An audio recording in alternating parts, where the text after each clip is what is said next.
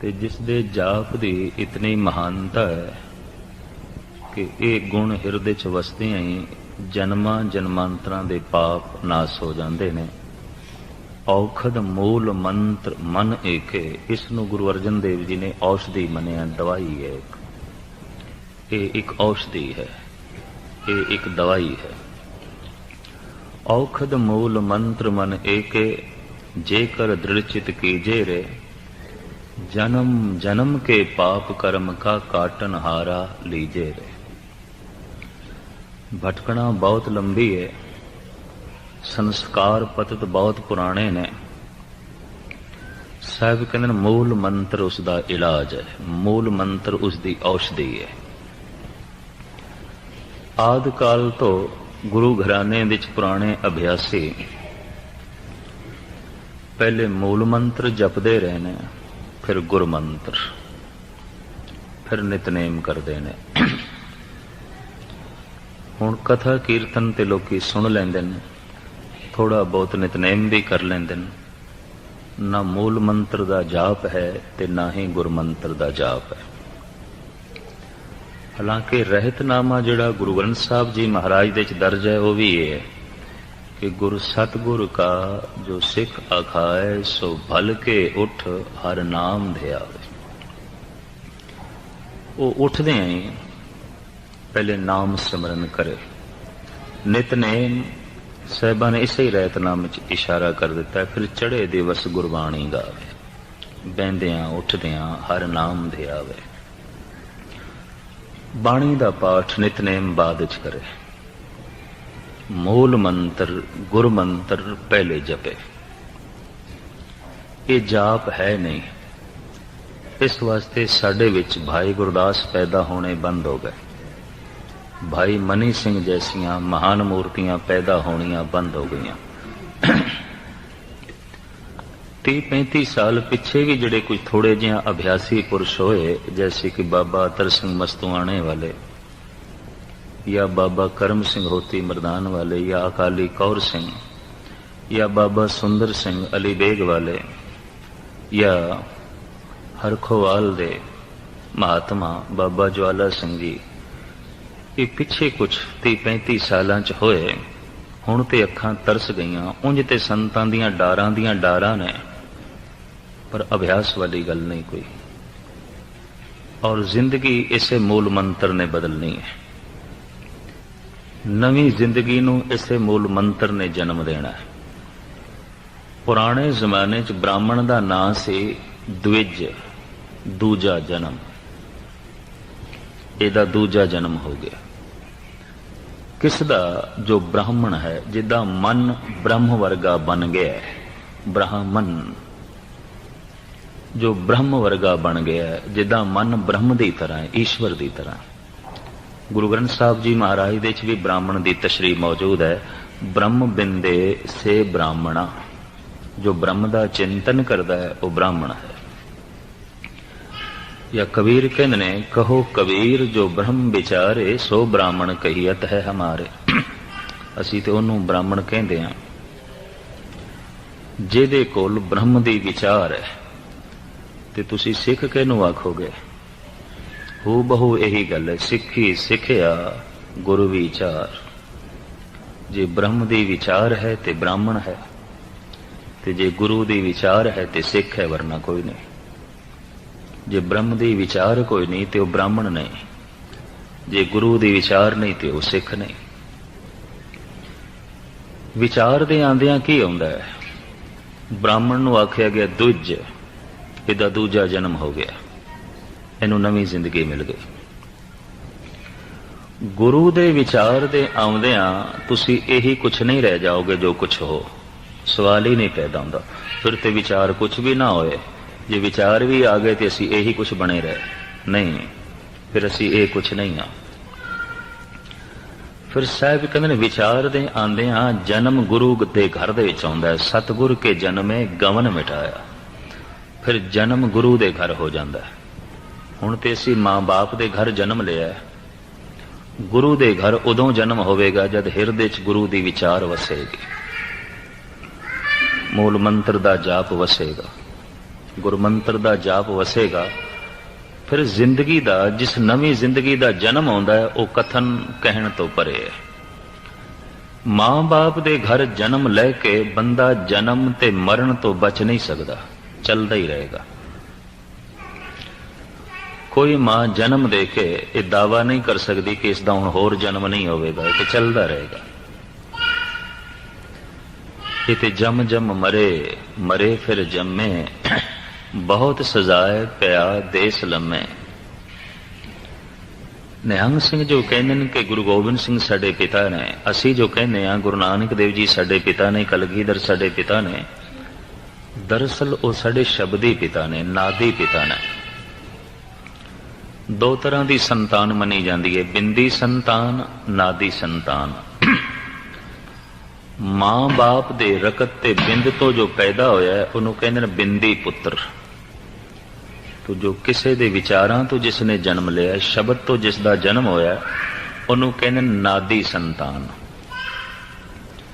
ਅਸੀਂ ਗੁਰੂ ਦੇ ਨਾਦ ਤੋਂ ਪੈਦਾ ਹੋਏ ਹਾਂ, ਅਸੀਂ ਗੁਰੂ ਦੇ ਸ਼ਬਦ ਤੋਂ ਪੈਦਾ ਹੋਏ ਹਾਂ, ਫਿਰ ਸਿੱਖ ਹਾਂ। ਪਰ ਸਿੱਖ ਉਹ ਜਿਹੜਾ ਸ਼ਬਦ ਤੋਂ ਪੈਦਾ ਹੋਇਆ, ਮੈਂ ਫਿਰ ਅਰਜ਼ ਕਰਦਾ, ਨਹੀਂ ਤੇ ਕੋਈ ਸਿੱਖ ਨਹੀਂ ਹੈ। ਬ੍ਰਾਹਮਣ ਉਹ ਜਿਸ ਦਾ ਮਨ ਬ੍ਰਹਮ ਵਰਗਾ ਬਣ ਗਿਆ ਤੇ ਬ੍ਰਹਮ ਦਾ ਚਿੰਤਨ ਕਰਦਿਆਂ ਕਰਦਿਆਂ ਬ੍ਰਹਮ ਦਾ ਰੂਪ ਹੋ ਗਿਆ। ਅਸੀਂ ਜਦ ਇਸ ਢੰਗ ਨਾਲ ਭੰਡਦੇ ਹਾਂ ਨਾ ਬ੍ਰਾਹਮਣ ਨੂੰ, ਬ੍ਰਾਹਮਣ ਨੇ ਇਹ ਕੀਤਾ, ਬ੍ਰਾਹਮਣ ਨੇ ਇਹ ਕੀਤਾ, ਤੇ ਖਿਮਾ ਕਰਨੀ ਤਥਾ ਕਥਿਤ ਸਿੱਖ, ਜੋ ਸਿੱਖ ਨਹੀਂ, ਜਿਹਦਾ ਵਿਚਾਰ ਤੋਂ ਜਨਮ ਨਹੀਂ ਹੋਇਆ, ਉਹ ਕੀ ਕਰ ਰਿਹਾ? ਸ਼ਰਾਬੀ ਮਹਾ ਉਹ ਹੋਇਆ ਪਿਆ, ਥਾਂ ਥਾਂ ਦੀ ਗੁੰਡਾਗਰਦੀ ਦੇ 'ਚ ਇਸ ਦਾ ਹੱਥ ਹੈ, ਗੁਰਦੁਆਰਿਆਂ ਦੇ ਗਲਤ ਇਸਤੇਮਾਲ ਦੇ ਵਿੱਚ ਇਹਦੀਆਂ ਰੁਚੀਆਂ ਨੇ। ਤੇ ਫਿਰ ਇਹ ਕੀ ਹੈ? ਇਹਦਾ ਕੋਈ ਗੁਰੂ ਦੇ ਘਰ ਜਨਮ ਹੋਇਆ? ਕੋਈ ਜਨਮ ਨਹੀਂ ਹੋਇਆ, ਐਸਾ ਦਿਖਾਈ ਨਹੀਂ ਦਿੰਦਾ ਪਿਆ। ਉਹ ਬ੍ਰਾਹਮਣ ਬਹੁਤ ਭੈੜਾ ਸੀ, ਜਿਹਦਾ ਬ੍ਰਹਮ ਵਰਗਾ ਮਨ ਤੇ ਨਹੀਂ ਸੀ, ਲੇਕਿਨ ਦਾਵਾ ਕਰਦਾ ਸੀ ਮੈਨੂੰ ਬ੍ਰਾਹਮਣ ਆਖੋ, ਤੇ ਗੁਰੂ ਦੀ ਕੋਈ ਵਿਚਾਰ ਨਹੀਂ, ਗੁਰੂ ਦੇ ਘਰ ਜਨਮ ਨਹੀਂ, ਤੇ ਦਾਵਾ ਕਰੇ ਮੈਂ ਸਿੱਖ ਹਾਂ। ਖਿਮਾ ਕਰਨੀ, ਉਹ ਸਿੱਖ ਵੀ ਭੈੜਾ ਹੀ ਹੋਵੇਗਾ, ਕੋਈ ਬਹੁਤ ਚੰਗਾ ਨਹੀਂ ਹੋ ਸਕਦਾ। ਸਤਿਗੁਰ ਕੇ ਜਨਮੇ ਗਵਨ ਮਿਟਾਇਆ। ਸਤਿਗੁਰ ਦੇ ਘਰ ਜਿਸ ਦਾ ਜਨਮ ਹੋਇਆ ਹੈ, ਸ਼ਬਦ ਤੋਂ ਜਿਸ ਦਾ ਜਨਮ ਹੋਇਆ ਹੈ, ਨਾਦ ਤੋਂ ਜਿਸ ਦਾ ਜਨਮ ਹੋਇਆ ਹੈ, ਵਿਚਾਰ ਤੋਂ ਜਿਸ ਦਾ ਜਨਮ ਹੋਇਆ ਹੈ, ਉਹਨੂੰ ਕਹਿੰਦੇ ਨੇ ਸਿੱਖ। ਤੋ ਮੂਲ ਮੰਤਰ ਦਾ ਜਾਪ, ਗੁਰਮੰਤਰ ਦਾ ਜਾਪ ਇੱਕ ਨਵੀਂ ਜ਼ਿੰਦਗੀ ਦਿੰਦਾ ਹੈ। ਤੇ ਇਹ ਨਵੀਂ ਜ਼ਿੰਦਗੀ ਨਾ ਹੋਣ ਦਾ ਜੋ ਕਾਰਨ ਦਿਖਾਈ ਦਿੱਤਾ, ਇਹ ਜਾਪ ਕੋਈ ਨਹੀਂ ਸਿੱਖ ਜਗਤ ਦੇ ਵਿੱਚ, ਟਾਵਾਂ ਟਾਵਾਂ ਰਹਿ ਗਿਆ ਤੇ ਟਾਵੀਂ ਟਾਵੀਂ ਜ਼ਿੰਦਗੀ ਰਹਿ ਗਈ ਹੈ। 1000 ਬੂਟਾ ਕੋਈ ਮਾਲੀ ਲਾਵੇ ਬਗੀਚੇ ਦੇ ਵਿੱਚ ਤੇ 999 ਬੂਟੇ ਸੁੱਕ ਜਾਣ ਤੇ ਸਿਰਫ ਇੱਕ ਨੂੰ ਹੀ ਫੁੱਲ ਫਲ ਲੱਗਣ, ਇਹ ਮਾਲੀ ਦੀ ਸਿਆਣਪ ਨਹੀਂ ਮੰਨੀ ਪਏਗੀ। ਉਹ ਜਿਹੜਾ ਇੱਕ ਫੁੱਲ ਫਲ ਗਿਆ, ਸ਼ਾਇਦ ਉਹ ਵੀ ਮਾਲੀ ਦੀ ਨਜ਼ਰਾਂ ਤੋਂ ਬਚ ਕੇ ਹੀ ਫੁੱਲੇ ਆਉਣਾ, ਲੱਗਦਾ ਇੰਝ ਹੀ ਹੈ। 999 ਤੇ ਕੁਮਲਾ ਗਏ। ਕੌਮ ਦੇ ਰਹਿਨੁਮਾ, ਕੌਮ ਦੇ ਪ੍ਰਚਾਰਕ, ਧਰਮ ਮੰਦਰਾਂ ਦੇ ਮੁਖੀ ਕਰੀਬਨ ਉਸ ਬਗੀਚੇ ਦੇ ਇਸ ਵਕਤ ਮਾਲੀ ਨੇ ਜਿਹੜੇ ਬੂਟੇ ਗੁਰੂ ਨਾਨਕ, ਗੁਰੂ ਗੋਬਿੰਦ ਸਿੰਘ ਜੀ ਨੇ ਲਾਏ ਨੇ, ਬੜੀ ਮਿਹਨਤ ਨਾਲ ਲਾਏ ਨੇ, ਖੂਨ ਸਿੰਚ ਕੇ ਲਾਏ ਸਨ। ਔਰ ਜਿਹੜੀ ਮਿਹਨਤ ਹੈ, ਇਤਿਹਾਸ ਪੜ੍ਹਨ ਵਾਲੇ ਦੇ ਵੀ ਰੋਂਗਟੇ ਖੜੇ ਹੋ ਜਾਂਦੇ। ਤੇ ਇਹ ਬਗੀਚਾ ਜਿਨ੍ਹਾਂ ਮਾਲੀਆਂ ਦੇ ਹਵਾਲੇ ਕੀਤਾ, ਬੇ ਹੁਣ ਤੁਸੀਂ ਦੇਖ ਰੇਖ ਕਰਨੀ, ਤੇ ਮੈਂ ਅੰਦਾਜ਼ਾ ਲਾਉਣਾ ਹੁੰਦਾ 1000 ਬੂਟਿਆਂ ਦੇ ਚੋਂ 999 ਕੁਮਲਾ ਗਏ ਨੇ। ਇਹ ਕੋਈ ਮਾਲੀ ਦੀ ਸਿਆਣਪ ਨਹੀਂ ਹੈ।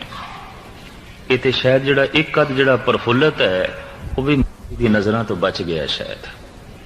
ਇਹ ਵੀ ਸ਼ਾਇਦ ਅਜੋਕੇ ਸੰਤ, ਪ੍ਰਚਾਰਕ ਤੇ ਪ੍ਰਬੰਧਕਾਂ ਦੀ ਦ੍ਰਿਸ਼ਟੀ ਤੋਂ ਸ਼ਾਇਦ ਬਚਿਆ, ਤਾਂ ਹੀ ਕੁਝ ਹਰਾ ਭਰਾ ਹੈ।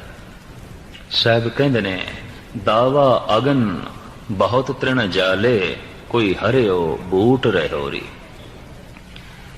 ਜਿਸ ਕ੍ਰੋਧ, ਤ੍ਰਿਸ਼ਨਾ ਤੇ ਵੈਰ ਵਿਰੋਧ ਦੀ ਅਗ ਨੇ ਸਾਰੇ ਬੂਟੇ ਸਾੜ ਕੇ ਸੁਆਹ ਕਰ ਦਿੱਤੇ ਨੇ, ਕੋਈ ਇੱਕ ਅੱਧ ਹਰਾ ਭਰਾ, ਇੱਕ ਅੱਧ।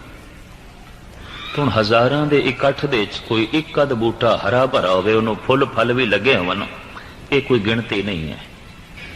ये कोई बहुत वड्डी गल नहीं है जिसनों कोई महानता दिती जाए तो जिसका कोई जिक्र किया जाए। जिक्र तो उन्हों का करना पेगा जो 999 बूटे कुमला गए ने, मुरझा गए ने, सुक गए ने, सड़ गए ने, न पत्ते न फुल न फल, जड़ां तक सुक गई। खैर मूल मंत्र दी गुरुदेव की प्रेरणा अनुसार मैं थोड़े सामने विचार रखी ते इस विचार का मुख मुद्दा इन्ना ही समझना कि अमृत वेले इसका जाप करना है जिन्ना हो सके, घट तो घट 15-20 मिनट। मूल मंत्र का जाप हिरदे की बनतर इस ढंग की बना देंदा है कि मन फिर गुरु मंत्र जपण वास्ते राजी हो जाता है। बगौर तुसी मुताला करके देखना, सीधा गुरु मंत्र जपोगे मन जपदा ही नहीं, मन राजी नहीं आता, मन लीन ही नहीं आता। ते जिसने मूल मंत्र जपया है ते जिसने अपने मन नूं गुरु मंत्र जपण वास्ते राजी कर लिया है, वो जब बाणी पढ़ेगा एक एक शब्द ने उन्हों रस देना, एक एक पंक्ति दे चों उसने आनंद मारना। वो फिर पानी नहीं रिड़केगा, उन्हें फिर दही रिड़कनी है, उन्हें शब्दां दे चों आनंद मारना है। आम लोग ते पानी पै रिड़कते होंदे, शब्द एक पासे सुरत एक पासे, पर मूल मंत्र ते गुरमंत्र दे जाप दे नाल जो हिरदे दी बनतर बनदी है, वो फिर बाणी दे पाठ दा स्वाद ही कुछ होर है, वो फिर रस ही कुछ होर है, वो आनंद ही कुछ होर है। इस वास्ते मैं इस मूल मंत्र दे विचार नूं नाल हुंदी है, जिन्ना साधना नाल हुंदी है उन्हां ही साधना नूं अगर अंदर जाण वास्ते वरतीए तो कहंदे ने ढेंदी कला का कारण बन जाते हैं। चढ़दी कला ते ढेंदी कला एकाग्रता बख्शणी जिन्ना जिन्ना साधना का उपयोग करके असी संसार विच तरक्की करते हैं, यही साधन परमात्मा के मार्ग विच ढेंदी कला का कारण बन जाते हैं। संसार विच तरक्की अधर्म नाल भी हो सकती है, झूठ नाल भी हो सकती है, ठगियां नाल भी हो सकती है, कठोरता नाल भी हो सकती है, लेकिन धर्म के मार्ग ते उन्नति इन्हां वसीलियां नाल नहीं होगी, इन्हां साधना दे नाल नहीं होगी। इस वास्ते सच तक पहुंचण वास्ते सब तो पहले बाबे ने धर्म कह दिता है। धर्म लाजमी है, धर्म ही एक साधन है सच तक पहुंचण का। लेकिन संसार विच सफलता बंदा अधर्म नाल भी प्राप्त कर सकता। अधर्मी मनुख भी संसार विच गतिमान हो जाते हैं और संसार विच शिखरता नूं छू लैंदे ने। लेकिन जिन्ना जिन्ना वसीलियां नाल कई दफा संसार विच तरक्की मिलती है, परमार्थ के रस्ते दे ढेंदी कला का कारण बन जाते हैं। संसार विच झूठ फरेब कठोरता तरक्की का बायस बन सकते हैं, पर धर्म के मार्ग ते नहीं। सच तक पहुंचने वास्ते ये बाधा है। तो धर्म की बहुत मैं लंबी चौड़ी व्याख्या ना करा, क्योंकि कई दिनों तो आप सरवण कर रहे हो। जीवन में कोई विशेष तरतीब देनी और जाप जारी रहना। जाप है पर विधि विधान नहीं कि गल नहीं बनेगी। भोजन की बुरकी मेरे मुंह विच होवे, मैं थल्ले ना करा, भुख नहीं मिटेगी। स्वाद आ जाएगा, भुख नहीं मिटेगी। पानी का घुट सिर्फ मेरे मुंह च होवे, मैं थल्ले ना करा, ਇਹਦੇ नाल प्यास नहीं बुझनी, होंठां की खुश्की दूर हो जाएगी। सतगुर की बाणी सिर्फ रसना ते है, कुछ भी नहीं होना। सारी जिंदगी कोई पढ़ता रहे और कई पढ़ते रहने, कोई तब्दीली नहीं। जिमें हुण भोजन की बुरकी सिर्फ मेरे मुंह च होवे, मैं मुंह च ही रख लवां, कंठ तो थल्ले ना करा, खून नहीं बनेगा, पेट नहीं भरेगा, भुख नहीं मिटनी। सतगुरु के शब्द सिर्फ रसना ते ने, कुछ भी नहीं होएगा। चार चार डिवटियां भी कई देंदे ने अखंड पाठ दियां, और कई विचारक जो मेरी तरह थोड़ी जिहा अर्थ बोध ਨੂੰ ਸਮਝਣ ਦੀ ਕੋਸ਼ਿਸ਼ ਕਰਦੇ ਨੇ, ਸਾਰਾ ਸਾਰਾ ਦਿਨ ਵੀ ਪੜ੍ਹਦੇ ਰਹਿੰਦੇ। ਸਤਿਗੁਰ ਦੀ ਬਾਣੀ ਅਗਰ ਸਿਰਫ ਰਸਨਾ ਤੇ ਹੈ, ਕੋਈ ਤਬਦੀਲੀ ਨਹੀਂ ਆਵੇਗੀ। ਇਹ ਤੇ ਜਿਨ ਕੋ ਨਦਰ ਕਰਮ ਹੋਵੇ ਹਿਰਦੇ ਤਿਨਾ ਸਮਾਣੇ। ਭੋਜਨ ਦੀ ਬੁਰਕੀ ਕੰਠ ਤੋਂ ਥੱਲੇ ਜਾਵੇ, ਪੇਟ ਭਰੇਗਾ, ਭੁੱਖ ਮਿਟੇਗੀ। ਸਤਿਗੁਰ ਦੀ ਬਾਣੀ ਹਿਰਦੇ ਤੱਕ ਪਹੁੰਚੇ ਤਾਂ ਹੀ ਕੋਈ ਰਸ ਬਣੇਗਾ, ਤਾਂ ਹੀ ਕੋਈ ਆਨੰਦ ਬਣੇਗਾ, ਵਰਨਾ ਨਹੀਂ। तो ऐसा दिखाई देता कईयों ने जबान तक ही रोक के रखी हुई है, अगे नहीं जान देते। इस वास्ते मनुख के अंतਿਸ਼ਕਰਨ ਨੂੰ ਫੋਲ के वेखिए तो शब्द कोई नहीं, गुरबाणी नहीं है, अंदर गई नहीं। जिन को नदर कर्म होवे हिरदे तना समाने। जाप आरंभ है तो सहजे सहजे जाप अगर अंदर जा रहा है तो तब्दीलियां आनगियां ਤੇ ਮਨੁੱਖ ਪਹੁੰਚੇਗਾ ਕਰਮ ਖੰਡ ਤੇ, ਜਿਸ ਦੇ ਬਾਰੇ ਪਾਤਸ਼ਾਹ ਕਹਿੰਦੇ ਨੇ ਕਿ ਲੀਨਤਾ ਨਸੀਬ ਹੋ ਜਾਂਦੀ ਹੈ ਕਰਮ ਖੰਡ ਕੀ ਬਾਣੀ ਜੋਰ। ਇਹ ਬਣਤਰ ਬੜੀ ਜ਼ੋਰ ਵਾਲੀ ਹੈ, ਬਾਣੀ 'ਚ ਜ਼ੋਰ ਆ ਜਾਂਦਾ। ਸਾਡੇ ਦੇਸ਼ ਦੇ ਰਿਸ਼ੀ ਮੁਨੀਆਂ ਨੇ ਕੁਝ ਇਸ ਤਰੀਕੇ ਦੇ ਚੱਕਰ ਚੇਨ ਦੱਸੇ ਨੇ ਕਿ ਇਹ ਬੰਦਾ ਕਰਮ ਖੰਡ ਤੱਕ ਪਹੁੰਚ ਗਿਆ। ਸਾਹਿਬਾਂ ਦੀ ਬਾਣੀ ਦੇ ਵਿੱਚ ਵੀ अनेकों इस तरह के वाक आंदे ने, कुछ मैं थोड़े सामने रखे ने और रखने ने। गुजड़ा लद्धम लाल मथे ही प्रगट किया। साहब कहते एक गुज्जा रतन सानू लभ पिया और वो प्रगट हो गया। गुजड़ा लद्धम लाल ये ठेठ लैंदी पंजाबी है। भावलपुर मियाँ वाली झंग मगियाणे की ਜਿਹੜੀ ਬੋਲੀ ਇਸ ਨੂੰ ਲਹਿੰਦੀ ਪੰਜਾਬੀ ਕਹਿੰਦੇ ਨੇ, ਤੇ ਲਹਿੰਦੀ ਪੰਜਾਬੀ ਦੇ ਬਹੁਤ ਸਾਰੇ ਸ਼ਬਦ ਗੁਰੂ ਗ੍ਰੰਥ ਸਾਹਿਬ ਜੀ ਮਹਾਰਾਜ ਦੇ ਵਿੱਚ ਨੇ। ਗੁਜੜਾ ਲੱਧਮ ਲਾਲ ਮੱਥੇ ਹੀ ਪ੍ਰਗਟ ਕੀਆ। ਇੱਕ ਰਤਨ ਇੱਕ ਲਾਲ ਲਭਿਆ ਔਰ ਮਸਤਕ ਤੇ ਪ੍ਰਗਟ ਹੋਇਆ, ਮੱਥੇ ਤੇ ਉਹਦੀ ਝਲਕ ਪਈ ਹੈ। ਇਸ ਮਸਤਕ ਦੇ ਆਲੇ ਦੁਆਲੇ ਇੱਕ ਆਭਾ ਮੰਡਲ ਬਣ ਜਾਂਦਾ, ਜਿਹਨੂੰ ਪ੍ਰਭਾ ਮੰਡਲ ਵੀ ਕਹਿੰਦੇ ਨੇ। कई दफा तुसीं महापुरुषों की तस्वीरां देखिया होणगियां, मस्तक के कोलों एक रोशनी दिखाते हैं। इनू संस्कृत के कहते हैं प्रभा मंडल, आभा मंडल। जिस वक्त दसम द्वार खुल जाता है और मनुख कर्म खंड के पहुँच जाता है, उसके मस्तक विचों एक प्रभा मंडल प्रगट होता, जिसका जिक्र साहब करते पे ने कि गुजड़ा लद्धम लाल मथे ही प्रगट किया। मस्तक तो ही ये लहरां निकलदियां, मस्तक दे विचों ही ये नूर निकलदा है। भिरगू ने इसकी पहचान कुछ होर कराई है। भिरगू कहता है कि जिहड़ा कर्मखंड तक पहुँच जाता है, उहदे हथ दे विच या पैरां दे विच पद्म बनदा। पद्म कहंदे ने कमल दे फुੱਲ नूं, भी उस महापुरुष दे हथ दे विच या पैरां दे विच पद्म जरूर बनेगा। होर बेशतर ऋषि मुनियां दियां लिखित पुस्तकां ते धर्म ग्रंथ वाचन का मौका मिले, उन्होंने अपने अपने ढंग नाल लिखिया है भी कुछ ना कुछ चक्कर चेन जरूर प्रगट होंदे ने। गुरु अमरदास जी महाराज दे हरिद्वार दे एक ब्राह्मण ने दर्शन किए, पैरां च पद्म सी ते मत्था टेकन लग पिया। साहब कहण लगे, पुरखा तू ब्राह्मण ते ब्राह्मण होके तू पूज होके क्यों मैनू मत्था टेकदा? ब्राह्मण कहने लगा, महाराज थोड़े चरणों दे विच पद्म है। इतिहास कहता भी थोड़े चरणों दे विच पद्म है, तो ये जिहड़ा पद्म है ये किसी ब्रह्म ज्ञानी के चरणों च हुंदा, किसी कर्म खंड तक पहुंचे हुए महापुरुष के कदमां च हुंदा। इतिहास कहता है कि पद्म श्री कृष्ण के चरणों च भी सी। भाई गुरदास जी ने उसका जिक्र भी किया है। भाई साहब कहते ने, चरण कमल विच पद्म है, झिलमिल झमके वांगू तारे। जाए सुता प्रभास विच गोडे ऊपर पैर पसारे। चरण कमल विच पद्म है, झिलमिल झमके वांगू तारे।